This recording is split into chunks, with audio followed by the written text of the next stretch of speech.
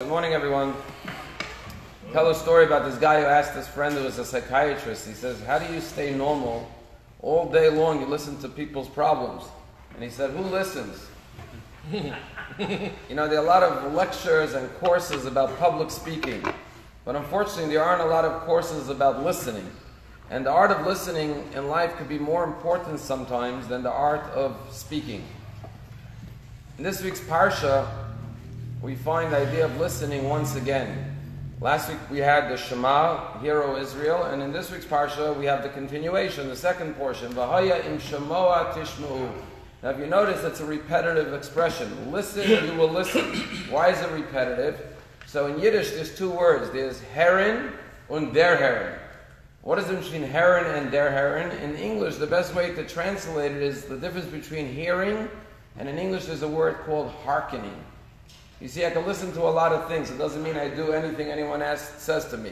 Hearken means I listen with the intent to actually do what I heard. And der Herren means I didn't just hear you. You know the expression, I hear you. I hear you can mean, now go jump in the lake, right? Or it can mean, I hear you, and I'm going to take to heart what you said, and I'm really going to implement what you asked me to do. And that's really the goal in life, to talk in a way that we can influence people. And just like Hashem wants, we should not just hear the commandments, but actually hear them in a way that we listen and we follow through. People often ask, why can't we see God? You know, in other religions, they like to see their gods. They have statues. In our religion, there's no such thing as seeing God. We just read the Ten Commandments last week. It's forbidden to make an image of God. Why? Because while everyone likes to see things, everyone says seeing is believing, there's a major advantage to hearing. The advantage is that you learn much more by listening to something than seeing it. You know, when you see something, if you go to an event and you watch something, right? You're a spectator. You're observing others. You're not really in a relationship with what you're watching. But when you listen to someone, it represents a relationship, this intimacy. Why? Because you can't be passive when you're listening. Seeing, I could see many people at the same time because it's passive. To hear someone, you have to be actively engaged and listening. That's why I can see 20 people at the same time, but I can't listen to more than one person at the same time because I have to be engaged. I have to be intimately listening to everything they're saying and processing what they're saying. And therefore, Judaism is not based on seeing, it's based on hearing. Because how do we get into a relationship with God? Not by being a spectator and observing God, but by actually listening, by implementing what He asks us to do. Just like in any good relationship, I joked to Shabbos that, you know, when it used to be you were dating. Today I'm seeing someone. What do you mean you're seeing someone? You don't see someone when you date. You're not seeing them. You're learning about them. You're listening to them. It's very superficial to see someone. It's about hearing that person. The quality of a relationship is the ability to listen and to hear.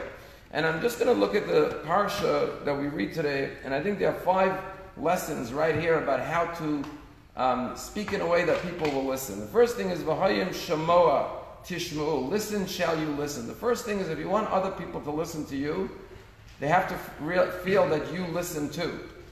You know, the worst thing is to tell your kids to do things, and then they look at you and they're like, you don't do that yourself. Why you know, you ever see parents that are talking throughout the davening, and they keep on turning to their kids, daven, daven, daven. Then they turn back to their friend. They keep on talking. You're telling your kid to daven, and you're talking the whole davening. If you want them to listen to you, they have to see that you listen yourself to the same rules, that you're not a hypocrite, you're not telling them something that you're doing the opposite. Then it says, El mitzvosai asher anochi, that I am commanding you. The word anochi means my essence, right? Like anochi Hashem Elokecha, the 10 Commandments starts with the word anochi. The second rule of speaking in a way that people will listen is, like the Talmud says, words that emanate from the heart enter the heart. It has to be sincere, it has to be authentic, it has to be genuine, it has to be honest, it has to be truthful. If the words you're saying are not coming from your deepest truth, then why should anyone listen to you? The words have to be honest. The next thing it says, I'm commanding you. A lot of times when we tell people to do things, it's for our own benefit. And they can sense that. It has to be with you in mind. I'm saying this for your benefit. Like when you speak to your kids, it's for their benefit, hopefully. As someone said, no one cares how much you know unless they know how much you care. They have to know that you care about them. It's eschem, it's for your sake. The fourth instruction is hayom, today. What does that mean, today? So it says in Pirkei Avos, just like you don't comfort someone when the dead body is lying before them, Don't try to appease somebody in their moment of anger. Timing is everything. It has to be at the right moment. You could say the right thing, but at the wrong time it has no effect. You have to find the right moment. Don't just get it off your chest whenever it's convenient for you. Find that opportune moment to speak, because when your words are spoken, has a great deal of impact on whether it will be received. And finally, the fifth commandment, Le'ahavas Hashem Lokechem. All of these words are commanded that you should love Hashem. And what does Rashi say? That you should do the mitzvahs not for any benefit, but out of love of Hashem. And the same thing, your words should be spoken to create love. If they're words that are spoken with the intention of love, no matter what you have to say, you don't always have to agree with someone. But whatever you say, you have to say it lovingly. If you say it lovingly, they can hear you. But if you don't say it lovingly, then unfortunately they cannot hear you. So I think these are 5 very critical components in being a good speaker in a way that people should listen. 1, don't be a hypocrite. Don't say things that you yourself are not listening to. Number 2, make sure that it's anochi, it's your true essence that's speaking, you're being honest. Thirdly, mitzvah eschem, you're speaking it for their benefit, because you care about them. 4th thing is hayom, find the right moment to say it. And finally, make sure you say it in a loving way. Last night I was watching a video. There's a Jew in Cleveland who passed away. His name was Mendy Klein. Mendy Klein was a very, very wealthy Jew. I believe he was a billionaire. And he died very suddenly, like in his 60s. And it was a tragic loss for the whole Jewish world, because he was one of the biggest religious Orthodox philanthropists. But he was an amazing person. He supported many causes. And one of the causes he supported was an organization that he may have even founded called Amudim.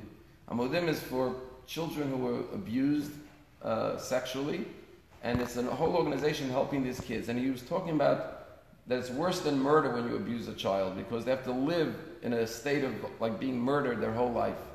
And he was crying in this video. He's weeping as he's talking about these children that he knows.